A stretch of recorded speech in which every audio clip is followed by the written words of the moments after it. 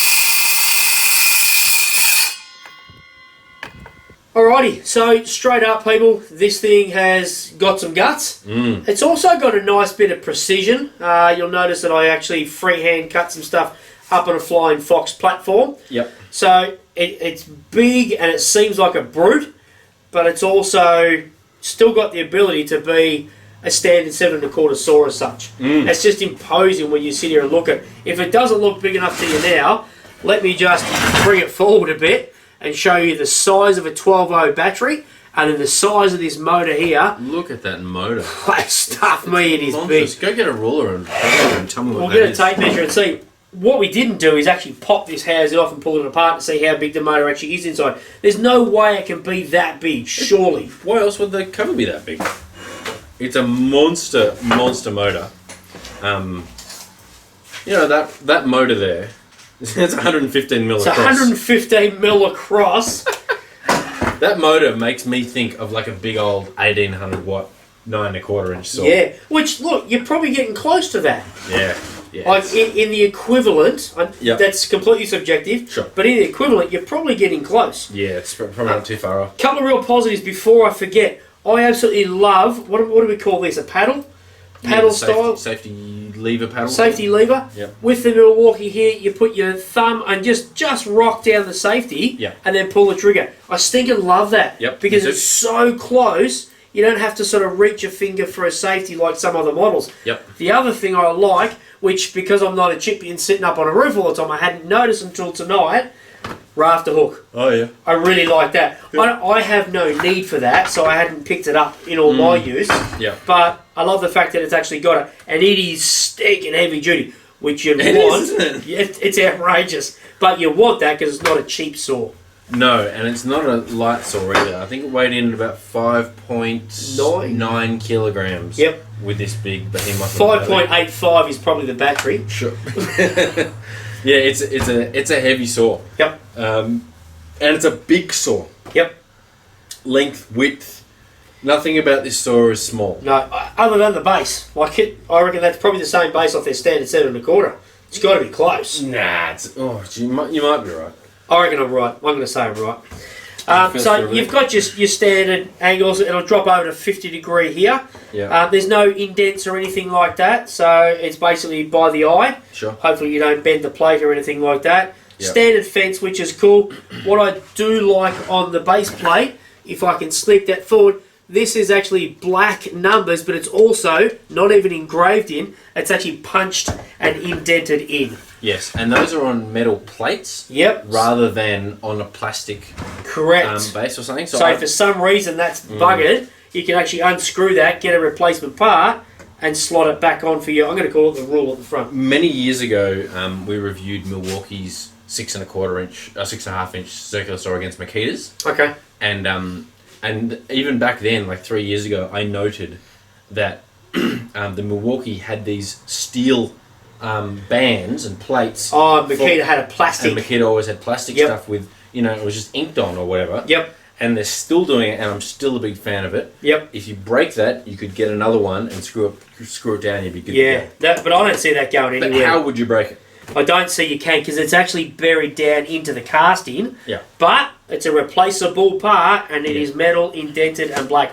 I really like that. I've always thought that Milwaukee's, one of their big selling points on their circular saws, modern circular saws, is that they are just quality parts.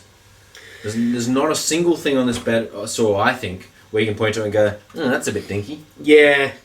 The only thing we have noted is the depth lever. The depth lever, the plastic, and I'm pretty sure it's either with this or with my 6.5. We actually had to take that off and readjust it because it pushed down past the plate. Yeah. So I would love just a big metal one there. I know we're in the day of plastic, and plastics are good. They're strong. But I don't see a problem with a metal one there. But we're talking about that it's a heavy saw. Maybe they're saying, hang on, we're going to save an extra 15 grams there. I don't know. Maybe. I would love for these guys to sell this without the battery. I get it. I understand what Milwaukee's saying. Nah, we wanted to use the biggest, baddest battery. Yeah. But that's a 350-ish. I'm taking a stab.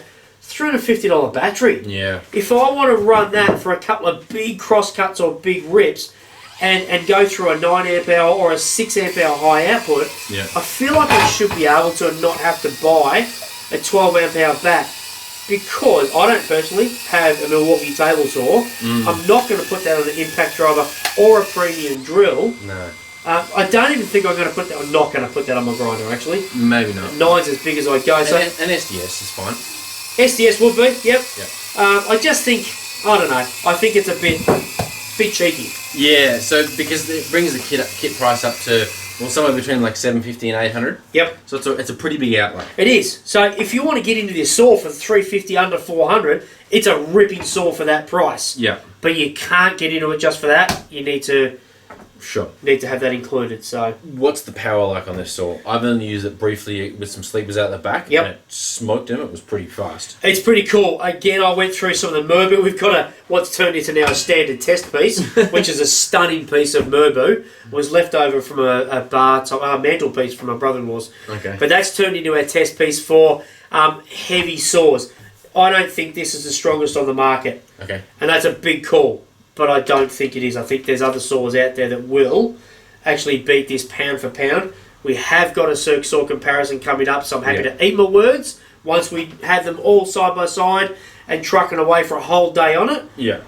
It's a very good saw. If it's not the most powerful, it can't be far behind. Oh, if it's not the most powerful, it will be very close. It's a monster. Yep. Very hard for us to tell. We know it's subjective. It's going to beat the pants off any regular 18-volt battery.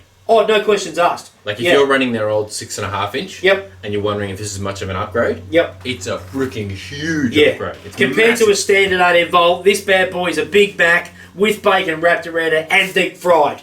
That's how good it is compared to a standard 18 volt. Sounds gross. It sounds fantastic. And barbecue sauce. You're a chef. You shouldn't like that food. I mean, it's disgusting. Look, it is a good saw. Yeah. I do think if they could take that out of the equation, I think a lot more people would get onto it. But maybe I'm wrong. Could be. So, yeah, cool saw. Really enjoyed using it. Yeah, dust extraction. Did you already talk about dust extraction? No, I didn't. That was one thing actually. Yeah, dust extractor's good. Is it great? No. Okay.